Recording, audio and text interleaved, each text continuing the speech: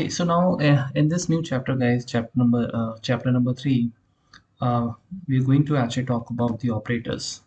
Okay, so let's quickly create a Python file here. So I'm going to name this as operator 1.0. Okay, let's just go and press enter. Okay, so first of all, we will start with the arithmetic operators. Okay, basically these are the operators which we use to calculate the or I say that to do the calculation. Now what kind of a calculation? For example, we have plus, we have minus, we have divide, we have exponential, which is in Python is written as double star. Then you have multiplication, right? And then you have if you want to find out the remainder, this is the percentage sign you can use, and there is a then the double backslash also. So I'm going to discuss all these one by one, don't worry. So as you all know that so here we have if I want to add the two numbers, what I'm going to do. So we have here simply print. We'll not waste our time on these small things, right? So I will be quick here. So add the numbers. So here we are discussing basically about the plus. Okay, so we all know how the plus works. So let me just quickly go and run this. Right click and run, and we should see here the value called the 7. Okay, once again I have to comment this. Yeah, so let's go and run this again. Fine, so you see that I got here 7. Perfect, right?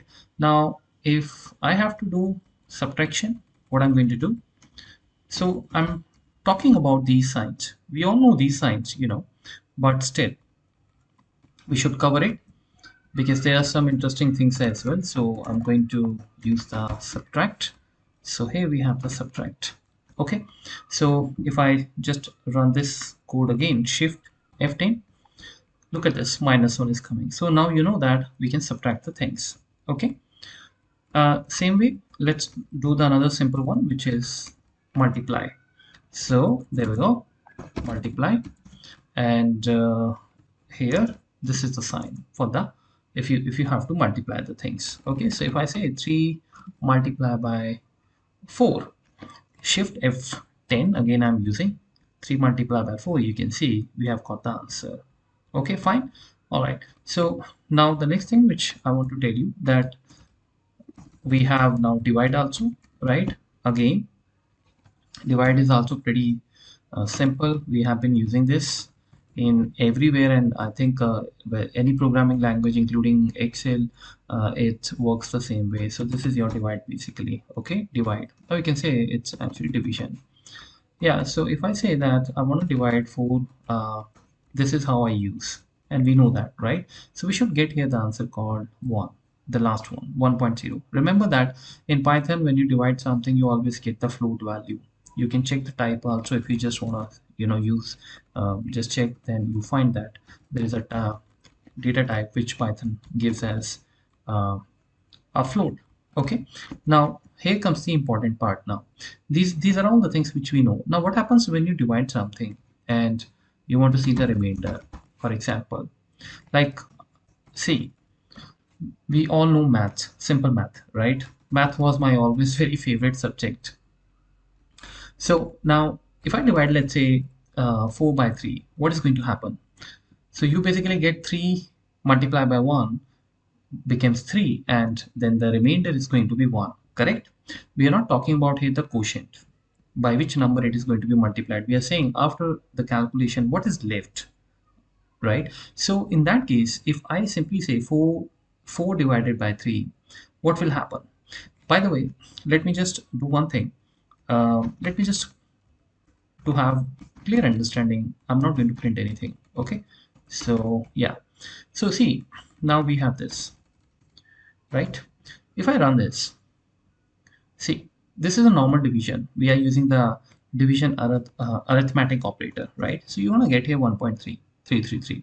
I mean, this is how basically the division happens. If I have to divide this 4, then I have to take the help of this 1.333, right? But we are talking about here the remainder. So for the remainder, what you're going to do, you're simply going to use the percentage sign. Got the point, right? So whenever you have to use, whenever you have to find out the remainder, you go and use this. So this will give us 1. As I said, 3 multiplied by 1, and then 4 minus 3 becomes 1. So this is the remainder. Okay, like for example, if I say that, okay, so you tell me guys now what is going to happen. Let me make sure that you understood this. So what will happen in this case? In the second case, what are you going to get? 10% 2.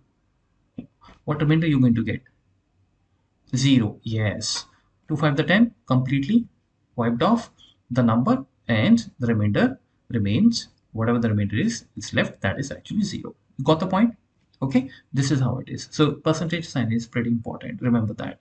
Okay, now the next thing which I want to talk about is that another arithmetic operator which is called you in Python. I'm not sure if you know this, but you can use the double stars, but you must have heard a word called exponential. Okay, exponential.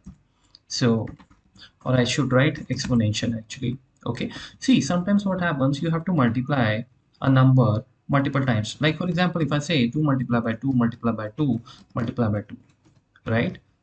Now what will happen if I just go and run this? Let me comment these, control backslash. Okay, 2 to the 4, 4 to the 8, 8 to the 16, and 16 to the 32, I guess, right? So when you multiply this, this is fine.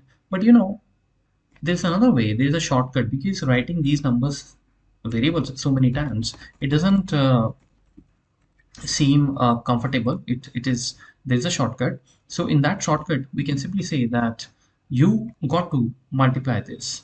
Okay, you got to multiply this.